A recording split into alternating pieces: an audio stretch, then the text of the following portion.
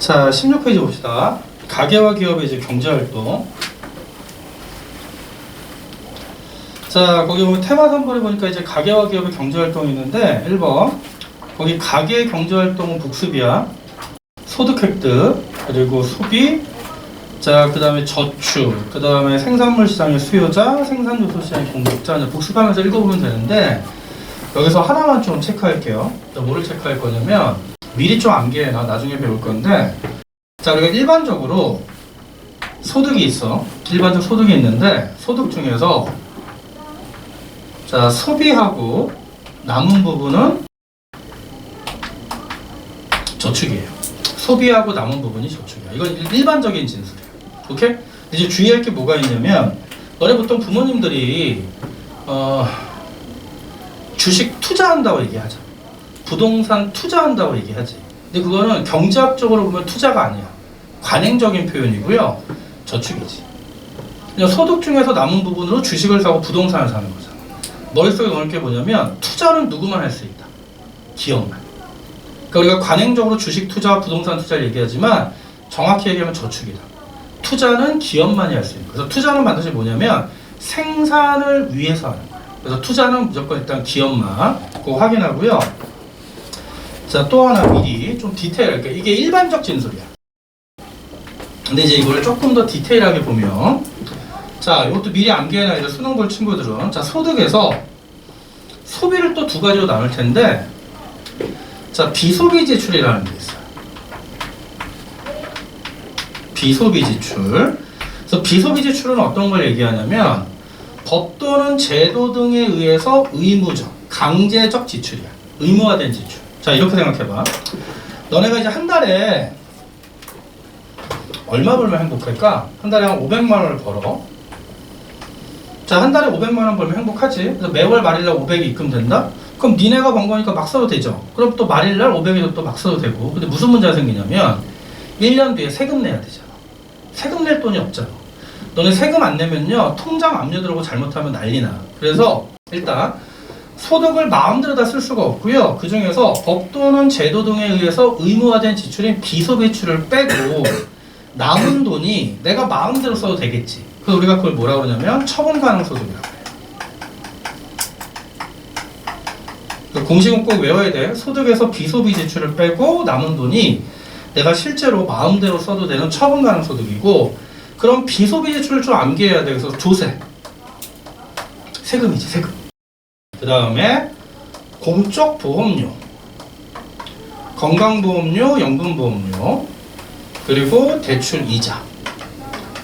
고등학교 교육과정은 이 세 가지만 물어보니까 비소비 지출은 조세, 공적보험료, 대출 이자. 그래서 너네 건강보험료 이런 거 나중에 안 내면 압류 들어와. 이것도 마찬가지야. 자, 그럼 이제 마음대로 처분이 가능한 처분 가능 소득이 있어. 그럼 처분 가능 소득 이제 중에서 마음대로 쓰는 거야. 친구들과 영화도 보고 책도 사고. 그걸 우리가 소비 지출이라고 해. 그리고 남는 돈, 이걸 뭐라고 그러냐면 그걸 저축이라고 한다. 돼요? 이 공식은 반드시 암기. 이 공식은 반드시 암기.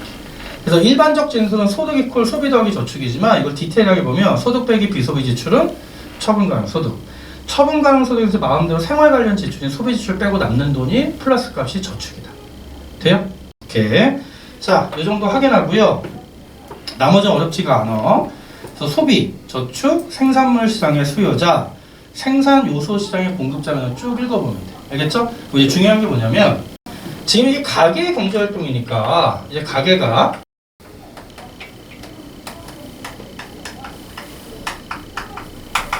자, 합리적 소비를 해야 되겠죠. 그래서 자, 합리적 소비가 시험에 두 가지가 나와. 자, 첫 번째는 우리가 앞에서 뭐 선택의 편익이 뭐보다 커야 돼. 기회비용보다 커야 되지. 그리고 앞에서 봤던 거고, 하지만 이것과 다른 또 별도의 문제 유형이 출제되는데 이게 이제 단독 문제가 출제되니까 이제 2번을 알아야 돼. 그래서 자, 요거 중요해. 자, 두 번째 합리적 소비는 뭐냐면 한계적 소비가 필요합니다. 한계적 소비. 자, 그래서 한계적이라는 표현은 머릿속에 무조건 이렇게 넣는 거야. 추가적. 추가적. 자, 이렇게 보자. 자, 자, 앞으로 이제 경제학에서는 한계 효용이라는 개념이 등장해. 너네 국어 비문학할 때 이제 한계 효용이라는 표현 많이 나오잖아. 그 한계 효용은 뭐냐면 재화 소비량을 한 단위 늘릴 때 추가되는 효용이 한계 효용이야. 추가되는 효용이 한계 효용. 자, 이렇게 생각해. 자, 너네가 이제 야자 끝나고 또는 학원 끝나고 집에 갔더니 11시 때 배가 너무 고파. 그래서 책상 위에 봤더니 빵이 있는데 5개가 있어. 얘들아, 배가 아무리 고파도 빵을 먹을 때 한 개씩 먹니? 5개를 한 번에 입안에 쳐넣니? 한 개씩 먹지. 그러면 자, 첫 번째 빵, 두 번째 빵, 세 번째 빵, 네 번째 빵, 5번째 빵을 먹어. 그럼 이제 밑에다가 효용을 한번 써볼게요. 자, 효용을 쓰면 한 개 먹을 때 효용은 10이야. 2개 먹을 때 효용은 17이야. 3개 먹을 때 효용은 21이야. 4개 먹었더니 효용이 더 이상 안 늘어. 목적까지 빵이 찼어. 그럼 이제 상식적으로 5번째 먹으면 돼, 안 돼? 근데 보니까 갑자기 먹을까 말까 고민하고 갑자기 문이 열리는데 동생이 나와. 그때 먹어야지. 이 새끼 절대 주면 안 되니까. 근데 무슨 부작용이 생기지? 토하지. 그럼 오히려 막 총효용이 갑자기 뭐 10 이렇게 떨어질 수도 있잖아. 그런 거 이제 빼고 이런 상황 보자. 22, 21. 그럼 물어보자. 지금 이거 효용이 수치화해서 나타냈는데 지금 효용이 누적적으로 증가하지. 이런 걸 우리가 뭐라 그러냐면 총효용이라고 그래요. 총효용. 총효용. 그런데 한계 효용이라는 개념은 재화 소비량을 한 단위 늘릴 때 추가되는 효용이에요. 자, 그러면 빵을 한 개 먹을 때 추가되는 효용 얼마야? 10. 자, 또 한 단위 소비량을 늘렸을 때 추가되는 효용은 7. 또 한 단위 늘리면 4. 또 한 단위 늘리면 1. 또 한 단위 늘리면 0이 되겠지. 그치? 그 우리가 상식적으로 생각해도 배가 아무리 고플 때 첫 번째 먹는 빵의 효용과 두 번째 먹을 때 빵의 효용은 다르겠지. 그 당연히 한계 효용은 점점 어떻게 돼? 줄어들지. 하지만 총효용은 어느 선까지 늘어나지. 그래서 우리가 이런 걸 한계 효용 체감의 법칙이라고 해. 한계 효용 체감의 법칙. 몰라도 돼. 몰라도 되고 뭐를 알아야 되냐면 잘 봐. 이게 중요해. 자, 그러면 잘 봐. 재화를 2단위까지 소비할 때 총효용은 얼마니? 17이지. 그러면 그 소비량까지 한계 효용을 더했더니 몇이야? 17이지. 그래서 너네 머릿속에 뭐 넣냐면 그 소비량까지 한계 효용을 시그마 이거 배웠지? 더하면 무슨 효용이 된다? 총효용이 된다. 그 소비량까지 한계 효용을 더하면 총효용이 된다. 오케이? 그럼 이제 시험 문제가 어떻게 나오냐면 요걸 기반으로 해서 한계적 소비를 물어보는 게 문제가 이렇게 나와.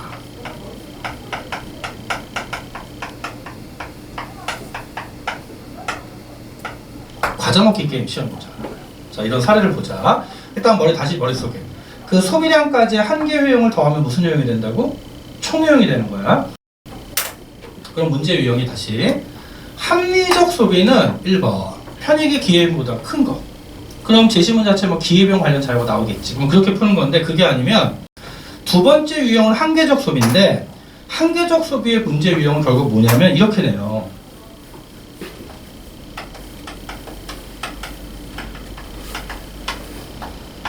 총효용을 극대화하는 선택을 물어보는 거야. 근데 우리가 배운 게 지금 총효용을 극대화해야 되는데 그 소비량까지 한계 효용을 더하면 총효용이 되잖아. 그럼 여기로 접근하는 거야. 한계 효용으로 접근해서 총효용을 따지는 거야.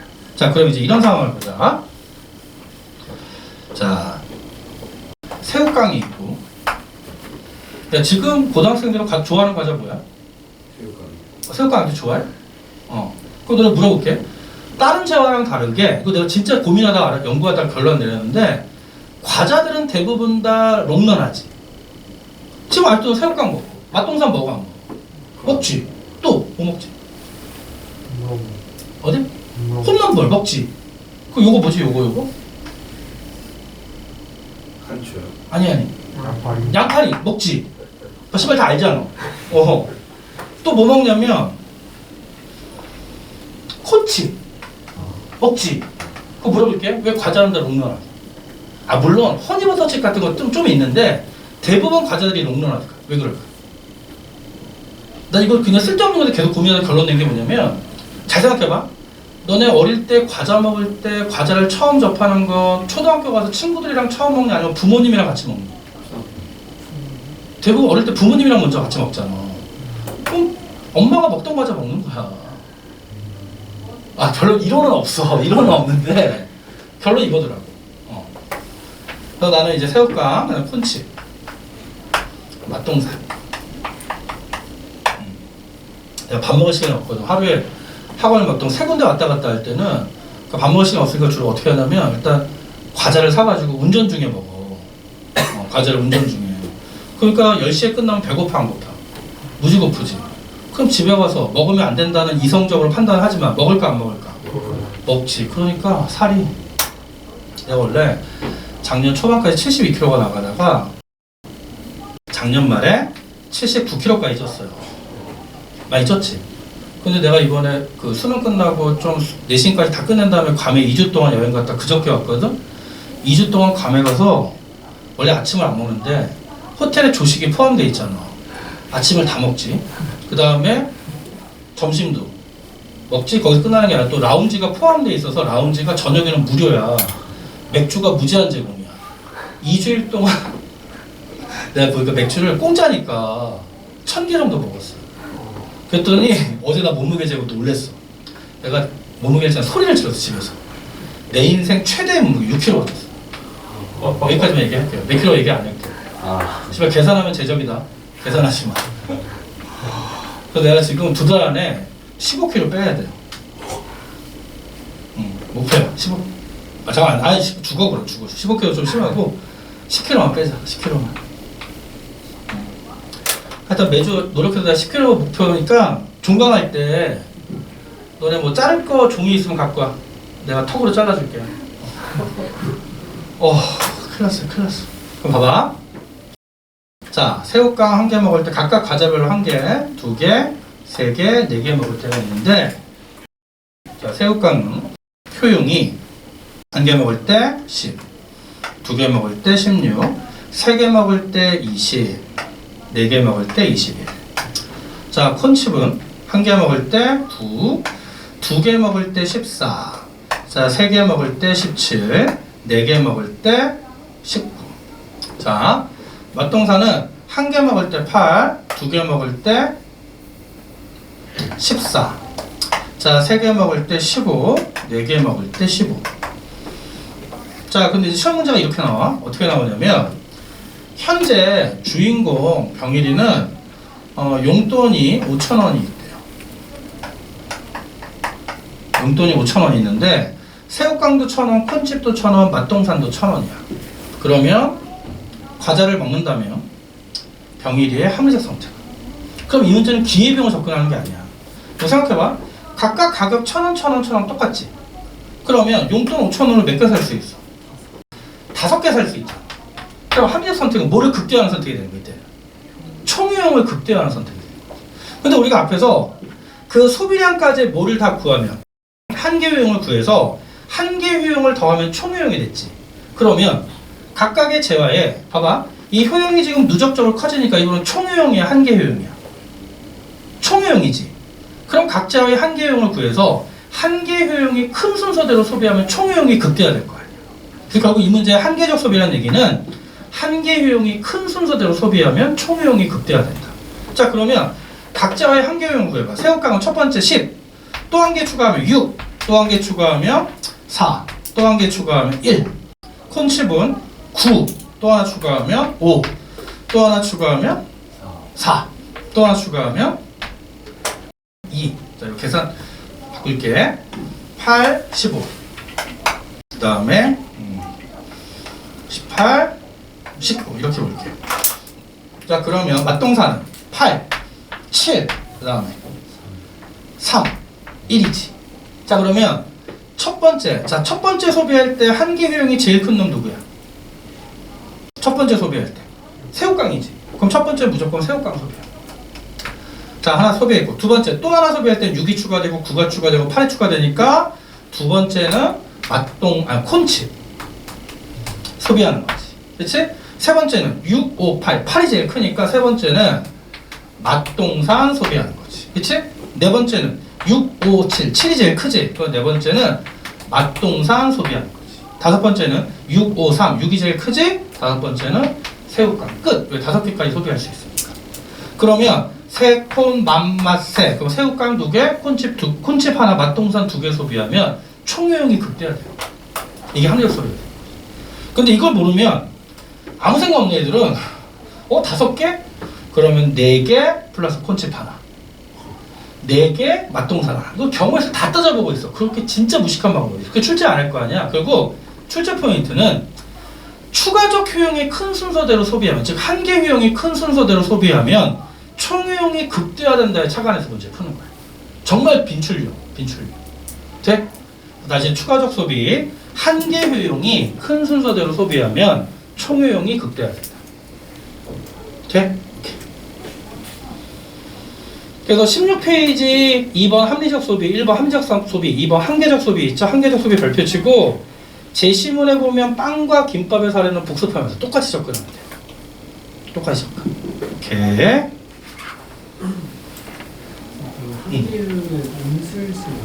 나올 수 있지. 아직 거기까지 안 따지지. 그리고 아까 봤지만 이렇게 재화가 한 개일 때 있잖아. 안 물어봐. 재화를 2개 이상 주고 이런 식으로 총효용 극대화되는 상태. 음수까지는 안 물어보니까 걱정하지 말고. 오케이. 자, 그렇게 보시고 대표적인 문제가 2번 문제야. 자, 2번 문제 한번 확인해 볼게. 2번 문제. 자, 20페이지 2번 보면 표는 갑이 자, xj 또는 yj 한 개를 추가로 소비할 때 얻는 만족감의 증가분. 자, 이 문제는 좀 유형을 바꾼 게 뭐냐면 우리는 지금 총효용을 주고 한계효용을 역으로 구했지. 근데 얘는 만족감의 증가분이라는 얘기는 한계효용을 준 거지. 그치? 그럼 우리는 그 한계효용을 각각을 더해주면 그 소비량까지 총효용이 되겠지. 이해돼? 자, 접근 방법 알려줄게. 나 우리 숙제로 풀어와 숙제로. 오케이. 할 수 있을 거니까 자, 그 정도 보고요. 자, 돌아와서 자, 17페이지 볼게요. 이번에는 기업 가자.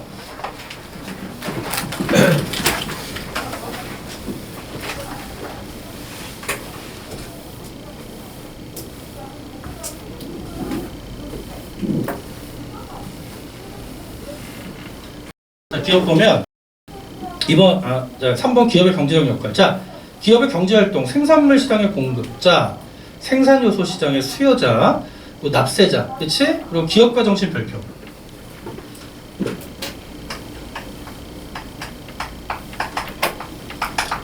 자, 의미 한번 읽어볼게.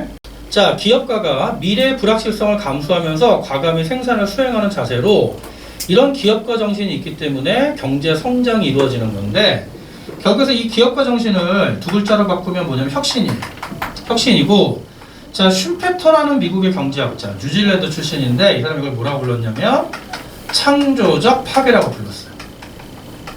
실제 수능에서 2021년 수능에서 기업가 정신이 단독 문제 정답으로 나왔지. 그럼 이게 포인트가 뭐냐면 너네 기업가 정신의 대표적인 기업가가 누구게? 완전 혁신적인 제품을 나타낸 인류의 삶을 바꿔버렸잖아. 스티브 잡스지. 스마트폰. 그치? 그리고 내가 볼 때 스마트폰보다 더 대박인 건 뭐냐면 얘가 아이리버 만들고 이럴 때 이어팟 있지. 무슨 색이야? 흰색이지. 지금은 당연한데 그 전까지는 모든 이어폰은 다 검은색이었거든. 스티브 잡스가 처음으로 흰색으로 냈어. 그게 혁신이었어. 별거 아닌 거 같죠. 그러니까 그런 거야. 창조적 파괴 혁신. 오케이? 자, 그런데 하나만 더. 혁신의 사례 보면 생산 및 경영 과정에서 밑줄 쫙 쳐. 무조건 새로운 시도여야 돼요. 혁신의 사례는 무조건 기업가 정신은 새로운 시도여야 돼요. 자, 그럼 이거 봐봐. 내가 말하는 게 기업가 정신에 해당되지 않네. 봐봐. 자, 마스크를 제조하는 업체가 있는데 코로나가 터지면서 갑자기 마스크 수요가 늘어나서 공장을 24시간 풀가동해서 매출이 5배로 뛰었어. 기업가 정신 되냐 안 돼? 이거 운이 좋은 거잖아. 뭔가 새로운 시도를 한 게 아닌 거죠. 위험을 무릅쓴 게 아니지. 그러면 항상 체크해. 기업가 정신은 새로운 시도여야 된다. 위험을 무릅쓰고 슈페터 창조적 파괴라고 했다. 확인하면 되고요. 자, 밑에 보면 기업의 사회적 책임이 있어. 기업의 사회적 책임 보면 수능에 거의 안 나와요. 수능에 안 나오고 하지만 내신에서는 독해 문제로 출제가 되니까 특히 이제 2학년 올라온 학생들은 이 사회적 책임을 관련된 문제통에서 하나만 확인하고 가면 되는데 20페이지 3번 문제 하나만 확인하시면 돼요. 독해하면서 문제 풀면 돼. 내신하는 친구들은. 오케이? 이렇게 보시고 이제 중요한 게 이제 필수 공식이 중요해. 필수 공식. 자, 기업 관련해서 계산 문제 출제되니까 자, 필수 공식 좀 볼게요. 자, 1번 첫 번째 제일 중요한 거. 자, 기업은 생산의 주체죠. 그러면 기업의 생산의 목적은 뭐야? 뭐에 극대화축은? 이윤. 그럼 이윤 구하는 공식은? 총수입에서 못 빼준다. 그치. 총비용 빼주면 이윤. 자, 그럼 다시 복습. 부가가치 공식은 뭐에서 못 빼줬어? 총수입에서 중간재구입. 오케이? 총수입에서 중간재구입이요. 자, 두 번째. 자, 총수입은 그래서 일반적으로 가격 곱하기 판매량이야. 그런데 이거 알아나? 보통 시험 문제에서 가격 곱하기 판매량인데 가격 곱하기 생산량으로 물어볼 수도 있거든? 근데 이거 잘 봐. 아니 선생님, 생산된 게 안 팔릴 수도 있잖아. 그치? 그래서 항상 단서가 뭐라고 나오냐면 가로치고 생산된 재화는 모두 판매된다고 가정한다. 그런 단서를 줘. 그러면 생산량과 판매량이 같아지겠지. 그래서 항상 총수입은 가격 곱하기 판매량 또는 가격 곱하기 생산량으로 물어볼 거야. 계산하고. 총비용 자료는 그냥 줄 거고. 그럼 이거 됐고. 두 번째. 자, 평균 수입이라는 공식이 나와. 그리고 자, 평균 비용이라는 공식이 나와요. 그러면 자, 평균 수입은 어떻게 구하냐면 총 수입을 Q 생산량으로 나눠줘요. 평균 비용은 평균적 비용이니까 그 생산량까지의 총 비용을 생산량으로 나눠줘요. 오케이? 그럼 잘 봐. 자, 평균 수입은 총 수입을 생산량으로 나눠줬지. 그래서 우리가 이 평균 수입을 다른 표현을 뭐라고 할 수 있냐면 재화 한 단위당 수입.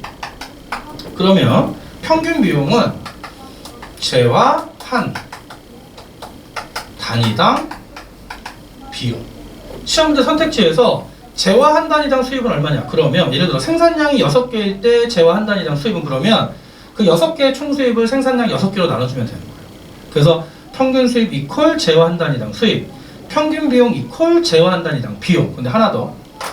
우리 아까 위에서 요거 봐봐. 총 수입의 공식이 어떻게 됐지? 뭐 곱하기 뭐였어? P 곱하기 Q지. 분자 Q지. 분모 Q지. 그럼 QQ 어떻게 돼? 지워지잖아. 그럼 이퀄 무조건. 평균 수입은 가격. P지. 평균 수입은 무조건 가격. 평균 수입은 가격이. 오케이? 평균 수입은 가격이다. 무조건 합니다. 정말 중요해. 평균 수입은 총 수입을 생산량으로 나눠주는데 재화 한 단위당 수입이고 이퀄 무조건 가격. 그럼 만약에 문제에 평균 수입이 생산량이 하나, 둘, 셋, 넷 늘어날 때마다 평균 수입이 10, 10, 10, 10, 10, 10으로 일정해. 그럼 뭐가 일정한 거야? 가격이 일정한 거지. 평균 수입이 19, 8, 7, 6으로 떨어지면 뭐가 하락하는 거야? 가격이 하락하는 거지. 오케이? 그렇게 물어본다는 거 체크하시고 그 다음에 또 세 번째는 이거야. 자, 문제에서 이윤을 구하라는데 총 수입 자료가 없어. 총 비용 자료가 없어. 그런데 평균 수입과 평균 비용을 줘. 그러면 평균 수입은 Q분의 총 수입이지. 그럼 Q를 넘겨서 곱해주면 총 수입이 되잖아. Q를 넘겨서 곱해주면 총 비용이 되지. 그럼 그렇게 계산해서 이윤을 구할 수 있겠지. 그런 문제가 출제가 될 거고요. 자, 세 번째는 이제 뭐가 있냐면 한계 수입이라는 공식이 있어. 그럼 일단 당연히 한계가 추가적인 거니까 한계 수입은 뭘까? 생산량을 한 단위 늘릴 때 추가되는 수입이겠지. 그럼 한계 비용은 생산량을 한 단위 늘릴 때 추가되는 비용이겠지. 돼요? 그래서 일반적으로 한계 수입과 한계 비용을 비교하면 기업은 생산량을 결정할 때 야, 만약에 생각해봐. 생산량을 한 단위 늘렸는데 한계 수입이 10인데 한계 비용, 추가되는 비용은 15야. 그럼 생산할까 안 할까? 안 하겠지. 그치? 그래서 이런 문제 나와. 한계 수입이 한계 비용보다 클 때 생산한다는 거지. 오케이? 역전되면 생산할 이유가 없는 거야. 그것도 하나 확인하고요. 자, 네 번째. 자, 다시 한번 부가가치 공식. 부가가치 공식 뭐였어? 총수입에서. 이거 나중에 GDP 파트에서 정말 중요하게 나와. 자, 중간재 구입 비용을 빼서 구했죠? 그래서 이퀄 무조건 뭐라고 할까? 이퀄. 부가가치 이퀄. 분배. 암기. 그럼 분배는 임금, 이자, 지대, 이윤의 합이잖아. 그럼 시험 문제가 또 어떻게 물어보냐면 부가가치가 1000이래. 그리고 갑자기 임금, 이자, 지대가 500이래. 그럼 그냥 이윤은 자동으로 얼마가 되는 거야? 500이 되는 거죠. 그래서 공식을 꼭 외워놔야 돼. 오케이? 그리고 문제에다가 적용하는 거 그렇게 해야 돼. 오케이. 그래서 너네가 이제 숙제로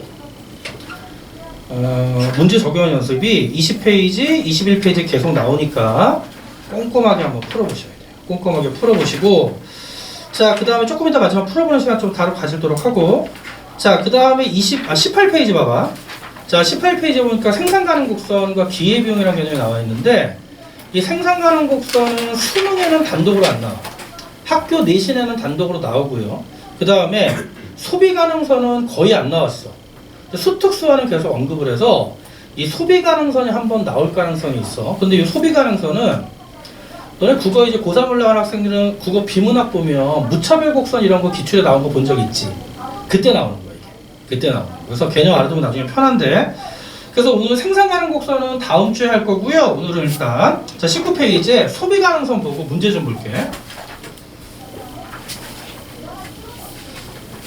일단 이렇게 써놓자. 자, 18페이지에 생산 가능 곡선 옆에다가 야, 생산 가능 곡선은 기업의 입장일까 가게의 입장일까? 기업이겠지. 생산 가능 곡선이니까. 그런데 19페이지 소비 가능선은 기업의 입장이겠어? 가게의 입장이겠어? 가게의 입장이죠. 그러면 자, 소비 가능선이 어떤 건지 볼게. 자, 소비 가능선은 정의가 이거야. 가게가 소득이 주어져 있어요. 주어진 소득으로 재화를 2개를 구입해. 두 재화를 구입할 때 구입 가능한 두 재화의 조합을 나타낸 선이 소비 가능선. 자, 그러면 이렇게 생각해봐. 자, 너네가 첫 번째 소득이 주어져 있으니까 용돈이 10,000원이라고 쳐봅시다. 용돈이 10,000원인데 분식집에 갔어. 근데 분식집에 갔더니 메뉴가 딱 2가지밖에 없어서 자, 하나는 떡볶이가 있고요. 자, 또 하나는 순대가 있어. 그런데 그럼 너네가 이제 그 10,000원을 갖고 떡볶이와 순대를 먹을 때 가능한 조합은 여러 가지가 있지만 이럴 수도 있어. 떡볶이만 먹을 수도 있지. 또는 순대만 먹을 수도 있고 또는 떡볶이와 순대를 같이 먹을 수도 있지. 그래서 만약에 떡볶이만 먹었더니 5접시야. 그러니까 봐봐. 떡볶이 5접시, 순대 0접시지. 그런데 순대만 먹으면 10접시야. 근데 이럴 수 있잖아. 떡볶이와 순대를 섞어 먹을 수 있잖아. 그러면 떡볶이와 순대를 섞어 먹은 조합들이 있겠지. 그 점을 찍고 연결한 게 소비 가능선이에요. 그리고 이 소비 가능선 일단 무조건 직선으로 나올 수밖에 없는 게, 생각해봐. 자, 떡볶이, 순대가 있으면 주어진 용돈 10,000원으로 떡볶이와 순대를 먹을 수 있는 조합은 어떻게 되냐면 떡볶이 가격 곱하기 떡볶이 소비량 더하기 순대 가격 곱하기 순대 소비량이잖아. 그럼 우리가 떡볶이를 X라고 그러고 순대를 Y라고 그러면 PX 더하기 QX 더하기 PY 더하기 QY지. 이거 예를 들어서 만약 순대로 정리하면 1차함수식으로 나올 거 아니야. 그래서 무조건 직선이 나올 수밖에 없지. 그러니까 고민할 필요 없고요. 이게 나중에 국어 비문학에서 예산선이라서 나와. 예산선. 이거랑 막 무차별 곡선 만나고 안 만나고 이런 거. 그럼 한번 보고 그냥 직선이다. 직선이다. 그럼 하나 물어볼게요. 딱 보자마자 야, 떡볶이만 먹으면 5접시야. 떡볶이 한 접시 얼마? 2,000원이지. 그러니까 5접시 먹는 거야. 자, 순대 한 접시는 얼마? 1,000원이지. 그치? 그래서 어려운 거 아니야. 그래서 우리 딱 보자마자 아, 떡볶이는 한 접시에 2,000원이고 순대는 한 접시에 1,000원이구나. 돼요? 자, 또 하나. 자, 그러면 너 생각해봐. 내가 떡볶이만 먹다가 순대를 한 접시 추가해. 그럼 뭐를 포기할 수밖에 없니? 소득이 정해져 있기 때문에 떡볶이를 포기할 수밖에 없지. 그러면 만약에 떡볶이를 한 접시 포기했어. 그럼 순대는 몇 접시가 늘어나? 두 접시가 늘어나지. 그럼 봐봐. 순대를 두 접시 늘렸더니 떡볶이를 한 접시 포기했지. 하나를 선택했더니 포기하는 게 생겼잖아. 무슨 비용? 기회비용. 그래서 무조건 소비 가능성은 기회비용이 문제가 나와. 그럼 우리가 딱 직관적으로 봐도요. 순대 두 접시 기회비용은 얼마야? 떡볶이 한 접시지. 그리고 지금 봐봐. 이게 소비 가능성이 직선이지. 그럼 직선이면 기울기가 어때? 항상 일정하지. 그럼 무조건 두 접시 늘리면 무조건 한 접시 포기. 두 접시 늘리면 한 접시 포기. 즉 어느 점에서나 순대 두 접시의 기회비용은 무조건 떡볶이 한 접시로 동일할 거 아니야. 그래서 일단 뭐 단순한 거야. 이거 수학적으로 설명할 필요도 없어요. 여기가 4면 여기가 3이고 여기가 6이면 2고 뭐 8이면 1이잖아. 그래서 무조건 두 접시 늘리면 한 접시 줄어들지. 반대로 한 접시 늘리면 두 접시 줄어들지. 결국 무슨 말이냐면 소비 가능성이 직선의 형태로 주어져 있기 때문에 항상 어느 점에서나 기울기가 일정하고 모두 일정하다. 기회비용도 일정하다. 결론은 소비 가능성의 기울기가 무조건 뭐가 되는 거야? 기회비용이 되는데 기울기가 일정하기 때문에 항상 모두 일정하다. 기회비용이 일정하다. 그런데 이제 문제를 더 속성으로 푸는 건 그래서 이거야. 이 문제가 나오면 기회비용 구하라고 그냥 무조건 뭐 구하면 돼? 그냥 기울기 구하면 돼. 그래서 이제 이렇게 구해. 우리가 딱 직관적으로 봤더니 순대 두 접시 늘렸더니 떡볶이 한 접시 포기하지. 그럼 순대 두 접시의 기회비용은 떡볶이 한 접시지. 그럼 순대 한 접시의 기회비용 떡볶이 2분의 1 0.5지. 그럼 역으로 떡볶이 한 접시의 기회비용은 순대 두 접시지. 이렇게 보면 시간이 많이 걸리니까 무조건 잘 봐. 기울기 구하는 거 잘 봐. 기울기를 봐. 자 10분의 5지. 써 2분의 1. 그치? 자 그럼 5분의 12지. 자 이렇게 할 필요도 없어. 여기 2분의 1 나왔지. 여기 그냥 무조건 역수 2. 기울기 끝. 그럼 잘 봐. 해석은 순대 한 접시 기회비용은 떡볶이 2분의 1. 떡볶이 한 접시 기회비용은 순대 두 접시. 기울기 구해서 그냥 무조건 기회비용 끝. 자 시험 문제가 나오면 원리는 절대 안 물어봐. 결과만 물어보니까 항상 소비 가능성 직선 기울기 일정. 근데 기울기 기회비용 일정. 그럼 무조건 기울기 구하고 여기 10분의 5 2분의 1 쓰고 그냥 역수 2 끝. 순대 한 접시 기회비용 떡볶이 2분의 1. 떡볶이 한 접시 기회비용 순대 두 접시 끝. 무조건. 오케이? 자 그러면 연습. YJ XJ 10개 30개. 자 XJ 한 개 생산의 기회비용. 자 XJ 한 개 소비의 기회비용. YJ 3개. 어떻게? 10분의 30 3 역수 3분의 1. XJ 한 개 소비의 기회비용 YJ 3개. YJ 한 개 소비의 기회비용 XJ 3분의 1개. 오케이? 그냥 기계적으로. 오케이? 자 그러면 여기까지 스텝 1이고 자 스텝 2를 보자.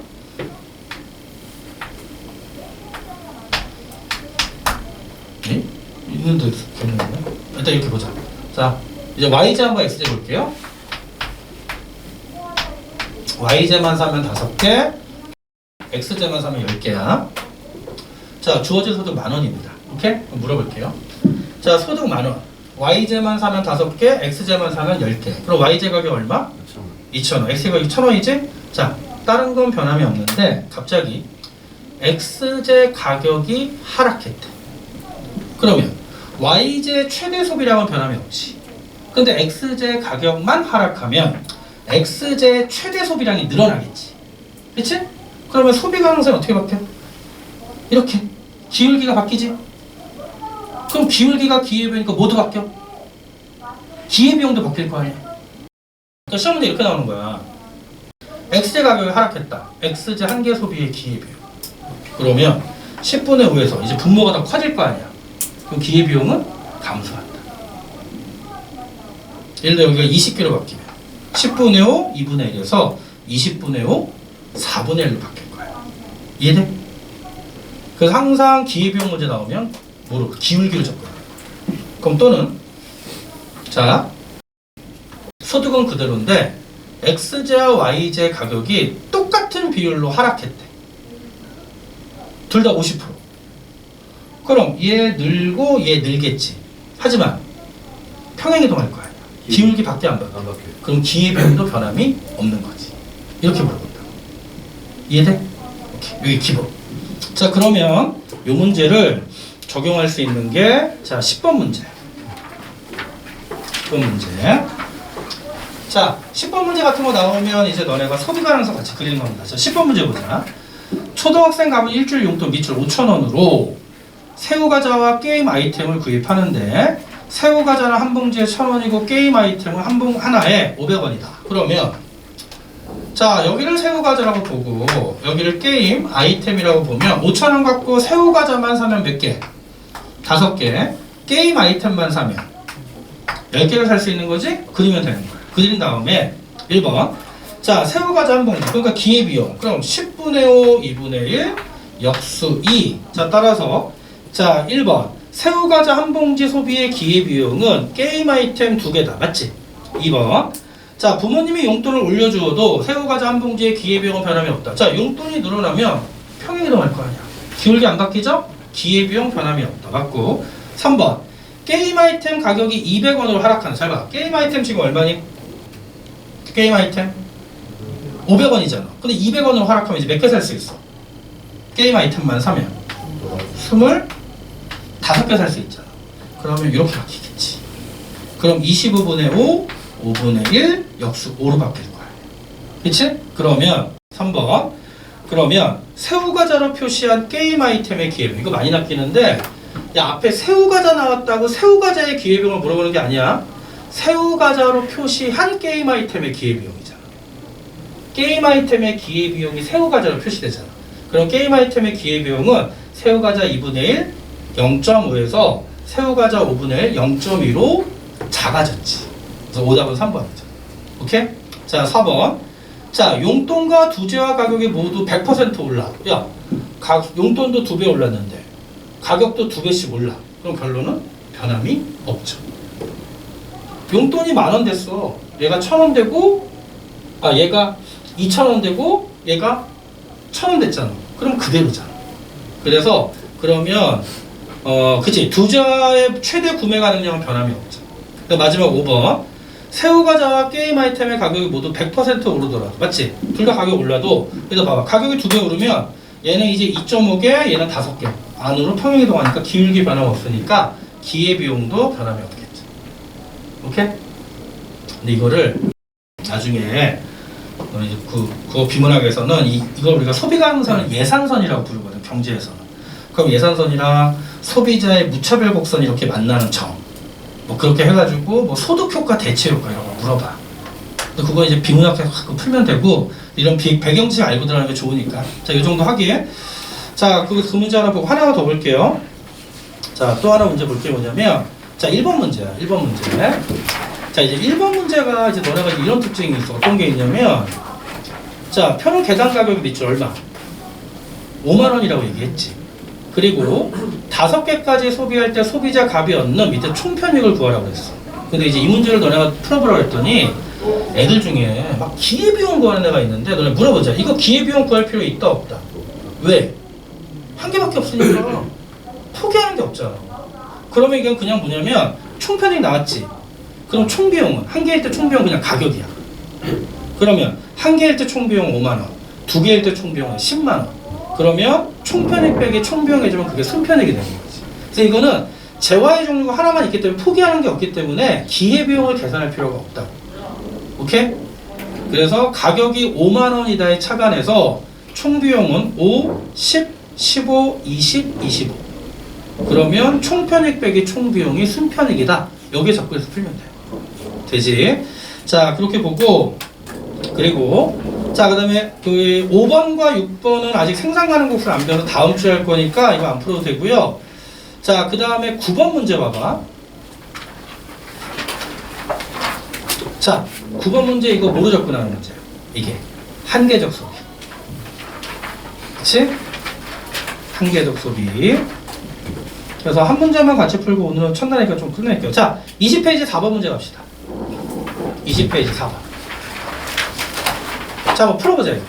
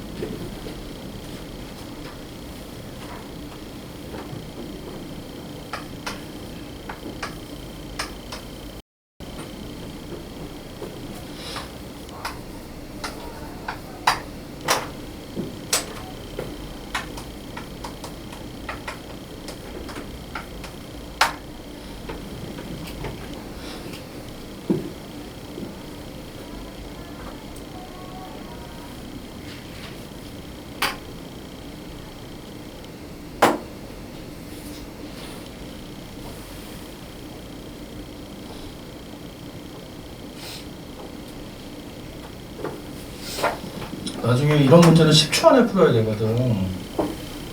다시 보자. 자, 문제에서 단서 보자. 생산된 X제는 모두 판매되니까 생산량 이퀄 판매량. 그치? 그리고 평균 수입 나와 있고 총 비용 나와 있지? 근데 1번에 보니까 갑자기 이윤 얘기 나와 있잖아. 그럼 우리는 이윤은 총 수입 빼기 총 비용이니까 총 수입 구해보자. 그 옆에다 써. 자, 총 수입은 자, 우리 평균 수입의 공식이 생산량 분의 총 수입이니까 옆으로 넘기면 되잖아. 그럼 평균 수입 곱하기 생산량이 총 수입이니까 10, 18, 38에 24, 47에 28, 56에 30 이렇게 되지. 그러면 총 수입 구했고 이윤은 총 수입에서 총 비용 빼주는 게 이윤이니까 이윤은 마이너스 3, 2, 6 얼마야? 5 그 다음에 마이너스 1. 그럼 너 생각해봐. 자, 한 개 생산할 때보다 두 개 생산할 때 이윤이 커지지. 두 개보다 세 개 생산할 때 이윤이 커지지. 하지만 네 개 생산하면 이윤이 적지. 그럼 두 개일 때는 생산량을 늘릴 이윤이 있고요. 네 개일 때는 생산량을 줄일 이윤이 있어서 결국 여기서 이윤이 극대화되는 거지. 그럼 이윤을 극대화하는 생산량은 몇 개가 되는 거야? 3개. 이렇게 접근하는 거고, 그럼 1번은 3단위로 바꿔줘야 되고, 2번 생산량이 5단위일 때, 자, 밑줄 쫙 쳐. X제 한 단위당 생산 비용. 이게 바로 뭐야? 평균 비용이잖아. X제 한 단위당 생산 비용은 평균 비용이니까 총 비용을 생산량으로 나눠주면 평균 비용. 그러면 한 단위 때 1분의 14, 2분의 16, 3분의 18, 4분의 23, 5분의 31. 그래서 가장 큰 건 13. 한 단위일 때지. 3번. 자, 생산량이 증가하더라도 X제 밑줄 판매 가격. 아까 얘기했어. 평균 수입이 결국 뭐라고? 가격. 그럼 평균 수입이 하락한다는 얘기는 가격도 하락하는 거죠. 따라서 일정하다가 틀린 거지. 4번. 자, 생산량이 한 단위 증가할 때마다 추가적으로 얻는 수입. 그럼 봐봐. 추가적인 수입은 한 개 수입이지. 그럼 우리 총 수입 통해서 알 수 있잖아. 그러면 10 추가되고 8 추가되고 6 추가되고 4 추가되고 2 추가되니까 추가되는 수입은 감소한다. 정답. 돼? 자, 마지막 5번. 자, 생산량이 한 단위 증가할 때마다 추가적으로 발생하는 비용. 그 추가적으로 발생하는 비용은 13, 3, 2, 그 다음에 5, 그 다음에 8. 그치? 감소하다가 증가하는 거지. 그치? 근데 거기에 그냥 증가한다는 단점이 틀린 거야. 문제가 이렇게 출제가 돼요. 그래서 너네 나중에, 너네 이거 하나 마지막으로 오늘 좀 끝낼게. 작년 수능의 기본적인 특징이 뭐였냐면, 특히 자, 여태까지 사탐 같은 보면 작년 빼고 그 전년까지는 보통 사탐은 1등급이 만점인 게 보통 5과목, 6과목이 나왔었어. 근데 과탐은 항상 1등급이 항상 42점대잖아. 그러니까 1등급 또는 만점의 표점이 너무 격차가 컸지. 근데 작년에 드디어 사탐을 어렵게 냈잖아. 그래서 작년 사탐 제일 어렵게 낸 게 뭐야? 정법 1科 41인가 42야. 3은 48인가? 비슷한데 그래서 표점 1등이 정법이야. 그래서 정법에서 47점 맞은 애들 표점 엄청나게 높게 나왔거든. 1컷이 42니까. 그런데 그 결과 사탐 같은 표점 차이가 별로 없다고. 그래서 앞으로 사탐도 어렵게 낼 추세가 분명히 될 거고, 그래서 무조건 점수 높아지면 표점 무조건 높아. 그리고 하나 더. 지금 이제 정시 이과애들 원서 쓰고 있잖아. 너네 많이 들어본 게 이과애들이 문과 침공하죠. 유리에 불리해. 미안한데 너네 정시 좆됐어. 근데 수시는 아직 침공이 없잖아. 수시는. 그래서 너네 절대 수시 포기하면 안 돼. 그래서 왜냐면 너네 봐봐. 너네가 알잖아. 재수반에 놀라운 게 뭐냐면 재수생들은 다 정시로 준비할 것 같지. 근데 재수생들의 정시 점수가 압도적으로 높아. 너네 정시 재수생 절대 못 이겨. 미안한데 고3 애들 특히 강남고등학교 마찬가지, 다른 학교 외고도 마찬가지인데 재수 비율 강남고등학교 몇 프로? 70에서 80%. 기본. 나머지는 한 60%대까지 떨어져.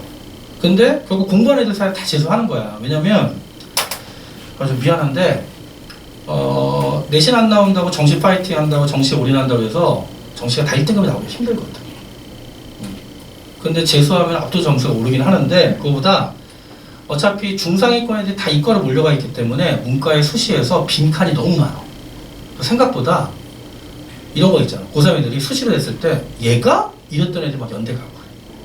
왜? 상위권이 없잖아. 상위권이 없잖아. 그래서 절대 수시 포기하면 안 돼. 특히 3학년 애들은 미안한데 그래도 포기하지 마. 하지만 2학년 애들 앞으로 창창하잖아. 화이팅. 그래서 아직 문과 지금 그 수시 침공이 문과 아니 수시까지는 침공이 없어서 수시가 생각보다 빈칸이 많아서 대박이 많아. 절대 포기하지 마. 절대. 그 올해도 또 봤는데 논술 전형이 있지. 대박 난 애 많아요 생각보다. 근데 논술은 복불복이잖아. 그 논술도 그냥 포기하지 말고 해봐. 한 번에 가자. 오케이? 그래서 오늘 첫날가 여기까지 숙제 알려줄게. 일단 숙제는 22페이지까지 풀어오고요. 오늘 과제 1번, 2번 나갔지. 과제 너무 많으니까 과제는 1번, 2번까지. 2번까지. 다 풀어와. 그러니까 오늘 주신 거 다. 다 풀어오면 돼. 과제 2개 나갔지. 이렇게 다 풀어오면 돼. 자, 오늘 첫 번째 여기까지 하고요. 다음 주에 또 열심히 하고. 그리고 부탁인데 8주가 짧은 것 같지만 또 길어 생각보다. 힘들어도 절대 빠지지 말자. 오케이? 자, 수고했어. 여기까지 합시다.